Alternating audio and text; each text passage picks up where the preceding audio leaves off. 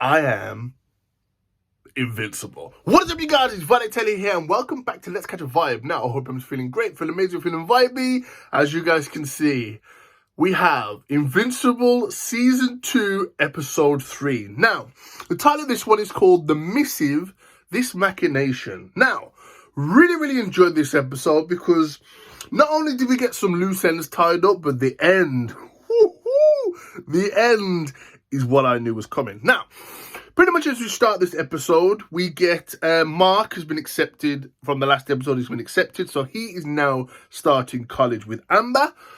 But I like the fact that they introduced Alan the Alien in this episode. Quite a bit in this episode is taken up by Alan the Alien. It does switch between Earth and space, and then space, then Earth. But yeah, we get the introduction of Alan the Alien. Really cool, because in the comics, he gets beaten up, pretty much. But then from each battle, he seems to get stronger. So eventually he ends up getting not as strong as the Viltrumites, but he's able to contest, basically. He can keep up a little bit. But pretty much in this episode, we start off with Mark going to pretty much college with his girlfriend Amber. Still not the best fan of Amber, but she's okay. She's okay. She's not as nagging in this season for some reason. But anyway, we move. Pretty much we end up moving on to, obviously, Alan the Alien. Again, we pretty much get to see his origin. We get to see what he's all about. We get to see that, obviously, he's been kind of watching Earth, basically, and watching out for the Viltrumans, because there's like a council in space that have been watching out for the Viltrumites, because obviously they're aware about what they're going around to do. Now, Alan the Alien goes to this council and pretty much explains that, you know, Invincible is a Viltrumite crossed with human DNA, but all he wants to do is just help the Earth. Like, he doesn't want anything like that, so please don't go after him, or please don't expect me to go and attack him. Now, we do get the end of that meeting there. Alan the Alien is pretty much told that there may be a mole leaking information, because there's a planet that was attacked literally days after they joined the council, pretty much. So obviously he's been sent off, but then we find out, twist, the guy that sent him off to find out who the mole was set him up when he was having lunch with his girlfriend, and sent pretty much 3 Viltrumites. You know, you better keep that quiet, boy. But yeah, we also get some knocking boots in this episode. We get Alan the Alien that knocks boots with his alien girlfriend. And then we also get Mark and Amber that knock naughty bits. I love the narrator in this episode as well, where he's like, now, let's transition to space. And then you see Alan the Alien just about to knock naughty bits, and he says, we'll focus on this alien cat. He has many adventures. It gets a bit awkward for the narrator, because he's trying to switch between scenes. We do get a bit of a resolution to Helen's plot. I think it's Helen, Mark's mom. So pretty much she calls the number shortly after leaving Mark at college. She calls the number, which I can never remember what his name is. You know, the Red Speedster from the Guardians? His wife gave Helen a number to call. It's like a club kind of thing, or like a counselling place. So pretty much if you've been affected by any superheroes or the devastation that Omni-Man pretty much left, you can come here and talk about it. Obviously, she can't walk up in there and say that, you know, Omni-Man's my husband, because, yeah, well, we get a resolution to that afterwards anyway. So, we do get a small bit with the Guardians of the Galaxy, preferably Rexplode and what's her name? Is it Kate? The one that can multiply herself, basically. We get a bit of an intermission with that, where, you know, they're in the gym and they talk about. We also get a bit with the what's the robot lad's name? It's nothing really important anyway. They go out on a date kind of thing.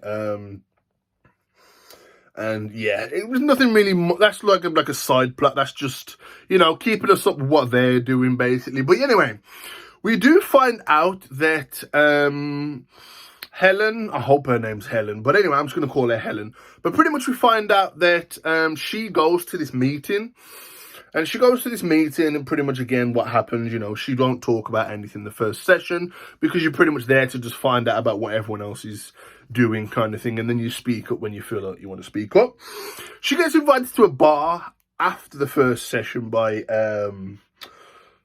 the husband, which we find out, which is the husband of the, again, I'm probably going to forget her name. She was the green alien looking one from the Guardians, where she was like a Green Lantern kind of thing. But yeah, we find out that that was his wife. So anyway, him and Helen get to talking, and she finds out that, oh shit, like Omni-Man must have killed her. Like, so she gets upset, so she walks outside, and then she pretty much breaks down and says, listen, I'm Omni-Man's wife. I was used. Basically, my life for the last 20 years was a lie. You know, this is what happened. So obviously the guy says it's probably not best for you to come back to these sessions because it's not safe for you. Especially if they find out you're Omni-Man's wife. Like, you know what I mean? Which I think was a bit of a dick move. I know they were upset and everything. Or no, he was upset and everything. But how the hell would she have influenced anything that he did? Like, she was lied to just as much as the whole world was about who Nolan was. Reaching us to the end of the episode, where we pretty much get a reference to Doctor Strange in this movie, in this episode. Mark had these collectibles from like a sorcerer dog. I forget what his name was. But anyway, Mark throws one of his toys out when he gets to college, but then he ends up keeping the one. We also get Mark's gay friend in this episode. Again, don't really need him. He's an addition. He's just like there to feel like, you know, someone he can chat to while he's at the college. Obviously, he's from the first season as well. We also do get that pretty much this alien has taken on the disguise of this, like, sorcerer dog kind of thing to pretty much, you know, so he doesn't raise, you know, he doesn't think that I'm going to go in there and Marx is an alien, he's just going to attack me. So basically, it's meant to, like, distress you or something like that. But yeah, we find out that this alien pretty much asks Mark and says, listen, your name's been talked about on my planet. We need you to come to my planet to pretty much stop these meteors. It's going to kill like 50 billion people or something like that. Obviously, Mark's best friend says to him, listen, the last time we didn't act on something like this, that, you know, somebody got hurt. So Mark goes along with it. He said his goodbye to Amber. He's about to say I love you on the phone, but the call fails, which I thought was cute. I liked that. The fact that he's told her that he's going away instead of just going away. So yeah, pretty much Mark gets brought to this planet, and then he starts thinking, hold on a minute, what meteors? This planet looks fine and serene to me. What happens? Mark was brought to Omni-Man. Oh man, this is where it's going to get exciting. Because pretty much we find out that Omni-Man must have gone to this planet. Obviously, he's been to many planets, so he must have been to this planet specifically. And yeah, we're going to find out how their interaction goes in episode 4. But anyway, just a brief overview of the episode. I know I'm like 2 days late, but just wanted to give you guys my thoughts. But anyway, hope you guys enjoyed this video. If you did, don't forget to smash the like button. If you didn't enjoy the video, let me know in the comments down below why you didn't like the video. Also, let me know, have you guys read the Invincible comics? Because I have, and I kind of know what's coming. But I'm excited to see how they're going to interpret it in the anime series. Also, I don't know if I mentioned at the end of last episode, the Angstrom Levy has gone to enact his plan now. He pretty much got turned, and he's literally like most of he's got like a brain dreadlock essentially, which is really weird. But yeah, he's teleported into a portal now, so he's gone to enact his revenge. And one of the Mauler twins is gonna have to pretty much rebuild himself because he's all like mushed.